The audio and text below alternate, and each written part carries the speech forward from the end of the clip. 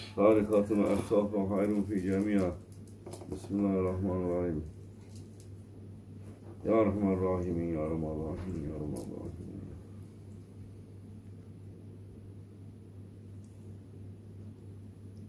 مدد يا سلطان الأولياء يا رجال Allah. Wer was zu sagen hat, schweigt. Wer nichts zu sagen hat, redet.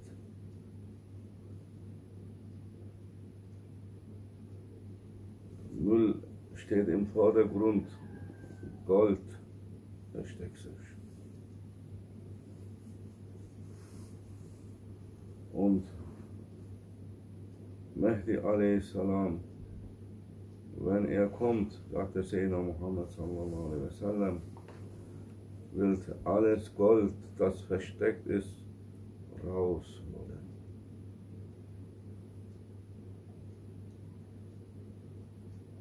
Einerseits ist es zu verstehen, was sich unter der Erde versteckt, das materielle Gold. Andererseits ist es zu verstehen, die was zu sagen haben, aber geschwiegen haben, weil sie wussten, das Wort, was sie zu sagen haben, werden die Menschen nicht zu schätzen wissen. Nur wenn Mahdi a.s. gekommen ist, wird die Welt und die Menschheit so aussehen, dass nur Menschen übrig geblieben sind nach der Müllverbrennung in dieser Welt, und ohne Zweifel wird es eine große Müllexplosion geben.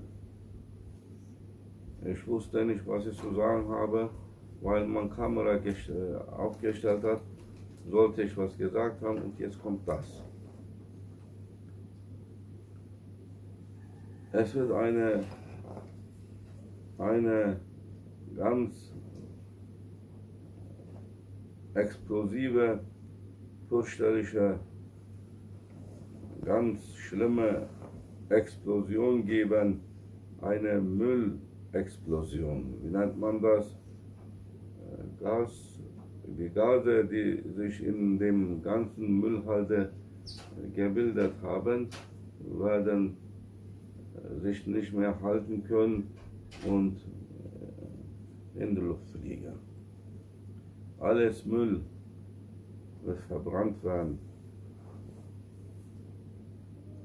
Es wird also kein Unheil sein, wie man so gesehen und verstanden hat. Es wird eine Reinigung sein. Damit das Müll, wir müssen sehen, das Heil um ihn, Unheil, man sagt eine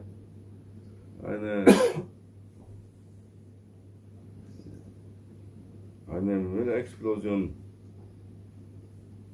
ist passiert, was für ein Drama.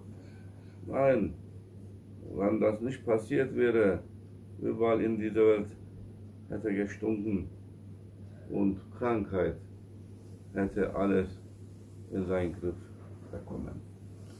Diese Explosion des Mülls verbrennt das Müll und es ist wieder alles in Ordnung. Und so gibt es eine Müllhalde von Müllmenschen, aus Müllmenschen, und sie werden verbrannt werden. Möge Allah uns bewahren davor und nicht zu ihnen gehören lassen, weil sie wussten nicht den Wert des Goldes. Sie haben ihr Glück und Versorgung in dieser Welt nur für diese Welt in der Müllhalde gesucht. Und alles, was zum Müll gehört, muss verbrannt werden. Und es ist bald soweit, Die Gase waren immer, die Gasbildung in dieser Müllhalde der Menschheit immer stärker und stärker, und die Awliyas halten noch das zurück, die Explosion, weil einige Menschen, die nicht zum Müll gehören, damit sie die Möglichkeit haben, sich zu entscheiden, raus aus dem Müll oder bleibe ich lieber da stecken. Hast du verstanden, mein Bruder? Darum geht es. Und nicht ich versuche, sondern die Großes versuchen, dich da rauszuholen, uns da rauszuholen. Und wir müssen ihnen helfen, weil wenn wir nicht kooperativ sind, kooperativ sind und mit unserem eigenen freien Willen dagegen uns stellen, Widerstand leisten, dann kann kein Heiliger, kein Prophet uns da rausholen, weil sie werden sich nicht gegen Allah stellen, der uns jeden einzelnen von uns erlaubt hat, unseren freien Willen in dieser Welt zu nutzen. Was Allah uns gewährt hat, werden die Propheten und Heilige sich hüten, da weiterhin zu fummeln und etwas anderes da zu machen. Nein, wir müssen kooperativ sein, indem wir uns für diese Errettung entscheiden. Dann haben die Heiligen und Propheten leichter. Dann können sie Wunder sein, aber nicht, wenn du deinen freien Willen gegen sie setzt. Dann können sie nichts machen. Sie könnten was machen, dürfen sie nichts machen. Wir holen, sagt Broschech, können nur die aus dem Müll rausholen, die auch aus dem Sumpf, in die sie gefallen sind, nur wenn sie die Hand hochhalten und sagen, Hilfe. Und nach der Hand greifen, die sie da rausholen wollen. Und da ist eine Hand, die uns da rausholen will, aber wir wollen davon nichts wissen. Wir planschen weiter im Sumpf und denken, wir könnten uns selber retten. Je mehr du aber selber planschst im Sumpf, sinkst du mehr runter.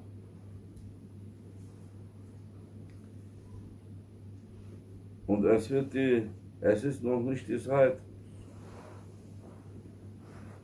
für die was zu sagen haben, die aber nichts sagen, die schweigen, weil die Zuhörer sind taub und blind und haben keine Wertschätzung für das Goldene. Weder für das Goldene noch für eine goldene Zeitalter. Alles, was sie suchen, suchen sie im Müll. Und deshalb schweigen die was zu sagen haben. Mit ihren Worten halten sie sich zurück, weil da ist niemand, der es zu schätzen wissen könnte, bis Mehdi a.s. kommt. Und nur wenn Mehdi a.s. gekommen ist und er kommt nach der Müllverbrennung, Explosion, wird er die Erlaubnis haben, alles Gold unter der Erde rauszuholen. Unter der Erde das materielle Gold, was die Leute von Müll so angebetet hatten, das Gold wird aber erst dann sich zeigen, nachdem sie weg sind. Sogar das Gold weiß, sich selbst zu schätzen, und deshalb hüten sie sich vor diesen Leuten und sie verstecken sich. Und wie sie sich verstecken. Sie haben Hüter, die 3 Buchstaben Djinn, schlimme Djinnwesen sind die Bewacher, und wenn jemand mit seinem Detektor nach ihnen sucht und sogar gefunden hat mit dem Detektor, die haben nicht die Macht, sie das Gold da rausholen, nicht ohne dass sie Stromschlag bekommen haben oder verrückt geworden sind. Und dann können sie mit diesem Gold sowieso nichts anfangen. Für sie ist das Gold verflucht. Eigentlich nicht. Das Gold ist verflucht. Das Gold hat sie verflucht. Und sie kriegen nichts. Das Gold kommt dann raus, wenn diese Müllpestleute nicht mehr da sind. Weil wir zeigen uns nur denen, die uns zu schätzen wissen, sagen sie. Alles verliert an seinen Wert, sagte Großscheich Maulana Sheikh Nazim Effendi Qaddas Allah Ruh. Das Gold und Silber nicht.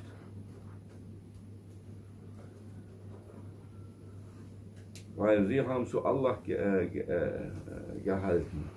Kennst du diese Geschichte? Gold und Silber kommt auch vom Paradies. Alles Welt, alle Schöpfung hat geweint und für Fürsprache, eine Fürsprache gehalten für Adam, dass er nicht vom Paradies rausgeworfen wird. Alles hat geweint, nur Gold und Silber haben nicht geweint. Und sie haben gesagt, hätte er auf Allah gehört und Allah gehorcht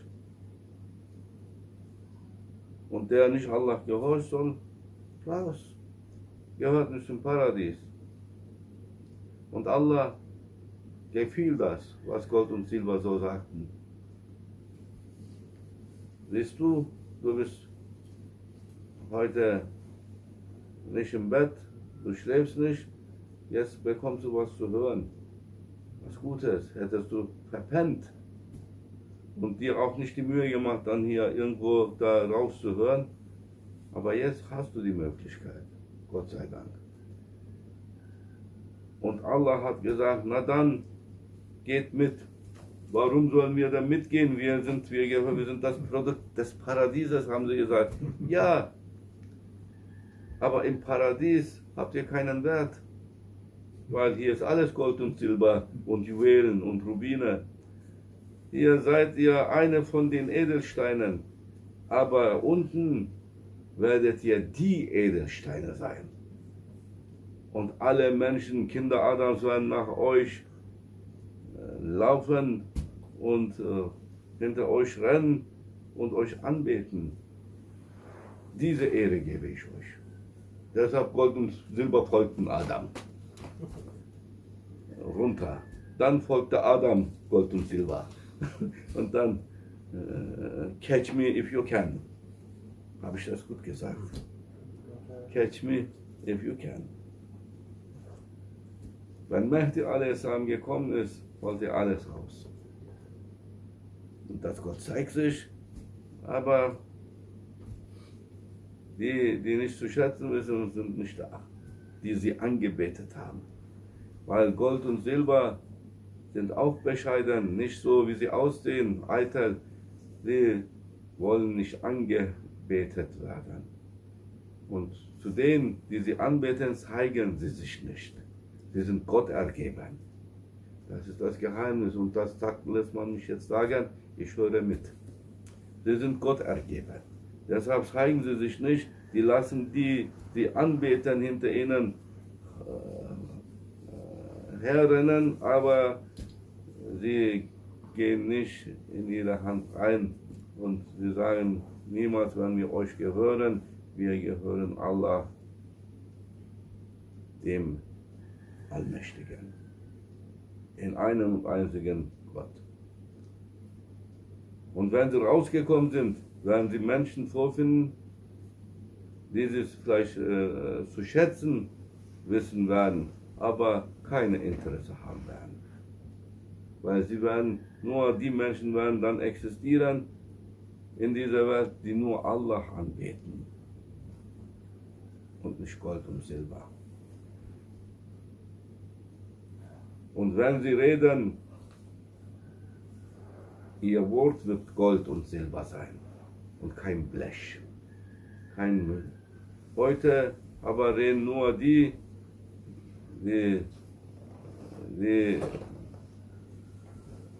Müll und Blech reden und Schrott reden. Nur was die Leute, die Schrott und Müll und Blech als Worte zu sagen haben, die haben jetzt die Bühne frei. Und sie laufen auf der Bühne. Wie Trump und die anderen. Früher war das nicht so offensichtlich, Haji Ahmed Efendi, weil sie waren ihre Zeit, das war noch ihre Zeit und sie haben sich getarnt. Eigentlich seit diesem Fall der Monarchie, säkularische System, ist es so, dass alles säkularische und die Führung, alles Führung in dieser Welt, mit Atheismus oder Laizismus oder Säkularismus, sie waren immer wie dieser Trump. Und der anderen, die mit bunten Socken sich rühmen und sonst nichts zu sagen haben. Aber sie waren getarnt. Jetzt sind sie nackt, der König ist nackt. Jetzt sind sie nackt, Allah hat sie ausgezogen für alle Augen und alle Augen, sogar die Atheisten und Laizisten können das sehen. Alle, auch die eine von ihnen sind, können das sehen. Und jeder nackte König sagt über den nackten König, du bist nackt. Schande, Pfui und Heu, du bist ja nackt. Und der andere sagt zu ihm, du bist zweimal nackter als ich und so weiter. Und sie beleidigen sich gegenseitig. Und Allah macht sie lächerlich. Weil ihre Zeit ist jetzt vorbei.